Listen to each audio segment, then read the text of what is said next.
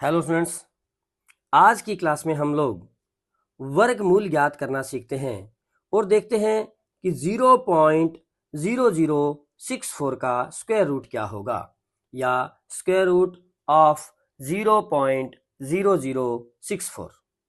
देखते हैं। हम लोग इसके लिए सबसे पहले पॉइंट उड़ाते हैं तो हमें परिणाम के रूप में मिलता है 0.0064 अपॉन पॉइंट उड़ेगा, एक लगेगा, उसके आगे 4 डिजिट हैं तो 4 जीरो लग जाएगी, अर्थात हमारे पास परिणाम के रूप में आया 64/10,000। अब हम देखते हैं, क्योंकि हमें वर्गमूल लेना है अतः हम 64 का वर्गमूल लेते हैं, हमें मिलेगा 8 और 10,000। चूंकि यहाँ पे एक के साथ 4 जीरो है तो एक का वर्गमूल 1 और 4 जीरो का वर्गमूल यानी कि 2 2 के 2 जोड़े बनेंगे तो 1 के साथ 2 जीरो लग जाएगी यानी कि 8/100।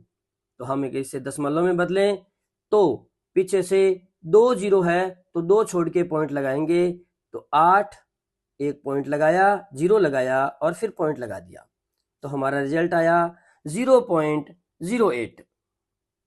अगर हम इसे शॉर्ट में सॉल्व करना सीखें तो देखते हैं। चूंकि हम लोग देख रहे हैं कि 64 और 64 का वर्गमूल होता है 8। चूंकि यहाँ अंत से 1 2 3 4 छोड़कर पॉइंट है तो 4 छोड़कर अगर पॉइंट होगा तो वर्गमूल के अंदर आएगा 2 छोड़कर पॉइंट। तो 2 छोड़कर पॉइंट लगाना है तो हमें एक जीरो मार्क करनी होगी और फिर इससे पहले पॉइंट लगा के जीरो लगा देंगे तो हमारा परिणाम आएगा 0.08।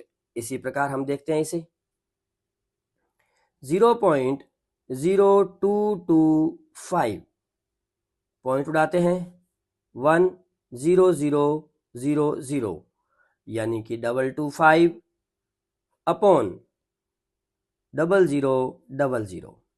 225 का अगर वर्गमूल ज्ञात करें तो हमें मिलता है 15 और 10,000 का वर्गमूल 100, अर्थात हमारे पास रहेगा 0.15। अगर हम शॉर्ट में बात करें तो हम देखते हैं कि 225 और 225 का वर्गमूल होता है 15। चूंकि पीछे से 1 2 3 4 छोड़कर पॉइंट है तो हम वर्गमूल में पीछे से 2 छोड़कर पॉइंट लगाएंगे और हमारा परिणाम आएगा 0.15। नेक्स्ट इसी प्रकार 6400।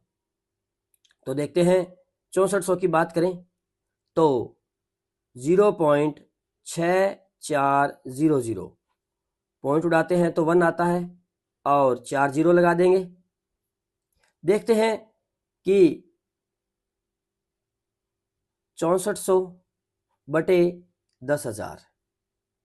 हम देख रहे हैं कि 64 का वर्गमूल 8 होता है, 2 जीरो का वर्गमूल 1 जीरो होती है, इसी प्रकार 4 जीरो का वर्गमूल 2 जीरो होती है।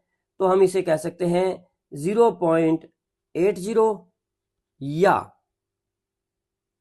चूंकि 64 का वर्गमूल 8, 2 जीरो का वर्गमूल 1 जीरो, 1 2 3 4 छोड़कर पॉइंट था तो वर्गमूल में 2 छोड़कर पॉइंट लगाएंगे तो हमें परिणाम के रूप में 0.80 या 0.8 will be the answer।